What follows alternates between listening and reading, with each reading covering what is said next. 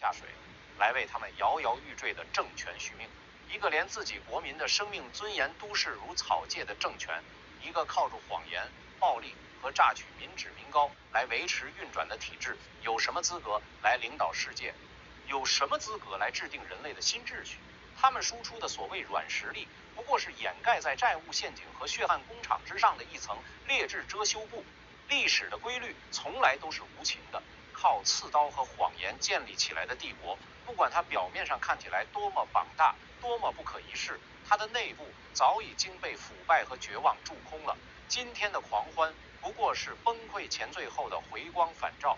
花叔，我虽然老了，但我这双眼睛还亮住，我就坐在这里泡上一壶酽茶，静静地看着他们这座摇摇欲坠的沙雕城堡，看看他们那些荒诞的表演还能撑多久，看看这场注定要写进历史耻辱柱的闹剧最终会以多么惨烈、多么可笑的方式收场。时间永遠是這些獨裁者最致命的敵人。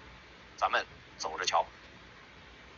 北京有間金庫，冇人講得出實際藏咗幾多噸黃金，官方數字係2300幾噸，但外面獨立研究員計出嚟嘅數係官方數字嘅2倍以上。呢個唔係陰謀論，係國際結算銀行同幾份業界報告都提過嘅疑點。一個中央銀行連自己撞咗幾多黃金都唔肯講清楚，你話佢係為咗透明定係為咗留一手？好多人聽到中國囤金即刻諗到未完玩。